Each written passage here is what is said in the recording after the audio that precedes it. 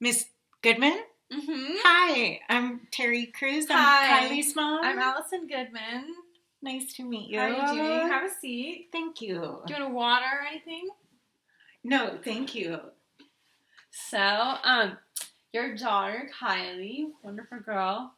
We're just going to discuss a little bit about her and her progress in the class.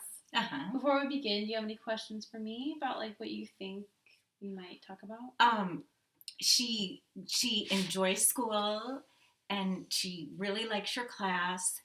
Um, she has said reading isn't her favorite subject, but so I would kind of like to get some ideas from you on how we can help her with that. Okay. Well, I just want to start by saying, Kylie is a great asset to my class. Oh, thank you. She seems to be a social butterfly. Is she chatty? She's quite chatty, yeah. Oh. She's quite chatty to a degree, but she follows directions when I tell her to stop. She does. Is she disrespectful? No, not at all. She's not disrespectful, but she does kind of need to be redirected sometimes. Okay. But, other than that, she has lots of friends. She follows directions. She helps their students, which I've noticed quite a bit. Like when people are off task, she'll help. And so that's nice. Yeah, so just bright, very smart from what I've seen. Good. I mean, it's only... Okay, so I pulled up some samples of Kylie's work, and I want you to take a look at them. There's just a few things that I've seen in class that I would like her to work on. So if you see right here, she scored a 4 out of 10 on the multi-syllabic words, and that's something I would really like her to work on. What that basically is it's a word with multi-syllables, as you can hear by the word. And I know that you've seen in her homework that she's kind of struggling with it. And there's a lot of strategies that I would like to share with you in regards to that. Does she speak only in short words? Like, to me, it seems like she knows like her the verbal words. Abilities. Mm-hmm. I mean, this test wasn't really based on her verbal abilities. This test is what it is. It's her ability to break down words and to read them fluently, off of a passage. Oh, okay. And she just struggles in that area.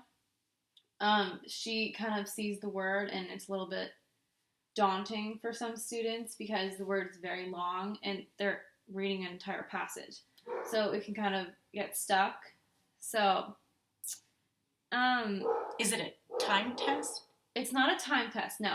But what we're looking for in the 4th grade right now, we're looking for the fluency, how smooth and how, I guess timed their wording is when they're reading their passages.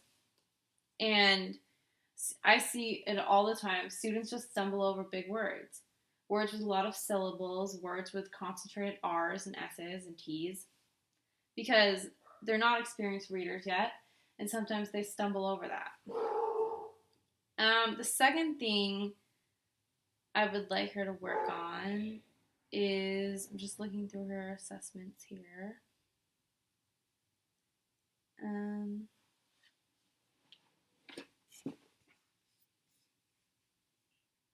Okay, I kind of touched on this briefly regarding her multisyllabic words, but I would also like to talk to you about her fluency, in her reading. These also have to do with passages. Since they're in 4th grade, we want them to try and read longer bodies of words.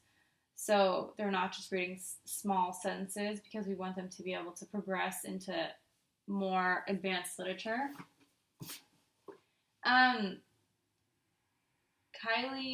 if you see right here, she scored a 7 out of 10 on most of the isolated parts of the assessment. But she does need to work on her fluency. Some students stumble on when they're trying to read too fast or too slowly, and they stumble on big words like I talked about earlier. And she is trying to get through the passage too quickly, So she stumbles on all her words. She makes little mistakes. Like, most kids make, like, little mistakes, like the, and What is there something we should be doing at home? Yes, there is something you should be doing at home, and I will explain that. Okay. In a minute. I'm just clarifying what her issues are so okay. you can get a better grasp on it. Same thing.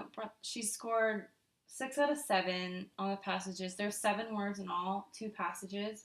So that's very good. She didn't miss very many. But if we're really going to concentrate on the areas, I would really like to. I've talked about her strengths in the classroom, but I would kind of like to elaborate her strengths academically regarding this subject. She did very well on the nonsense words assessment. She's able to recognize words that aren't necessarily real words from her prior knowledge and her prior education and reading. There are a few strategies I'd like you to work with her at home on. The first is multisyllabic strategies. And I would like you to use a strategy called chunking. That's when we break the word down into smaller pieces so the student can digest the word more easily.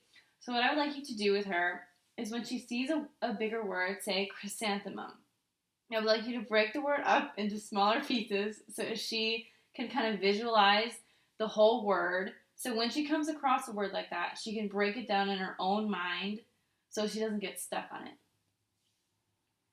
The second thing with her reading fluency, so she's not stumbling over words. I would like you to sit down with her. And if she's reading too fast or reading too slow, I would like you to regulate her on that. So it's reading out loud to me. Yes, she's reading out loud to you. And what I basically want you to do is if she kind of rolls over a word or gets it incorrect, I would like you to repeat the word with her or repeat the sentence structure. So she knows what it's supposed to sound like so she can reiterate it for you. You know what she does? Sometime we'll be reading and the words, it won't make sense. And I'll say, wait, what, did you miss a word? And she'll just start with a new sentence. So I think she's doing what you're saying she's doing. If she sees something too big, she just avoids it and just skips it. Most students will avoid bigger words, especially in an entire passage where they already had to read 10 or 20 words. They'll sometimes avoid the bigger word because they don't feel like sitting down and sounding it out. But if you read it to her like it's supposed to be read, she'll eventually pick it up. So she reads it to me, then I read it to her? She's going to read you the passage, and whenever she messes up, you're going to stop her, and you're going to reiterate on what the word is supposed to sound like. Like, you're going to read it correctly. Then you're going to have her read it back to you the same way you read it to her. Okay. Overall, she is an excellent student. Just a few areas that she has to work on. And I would like you to work on with her at home because I feel like if she improves in these areas, she can become a quite good reader.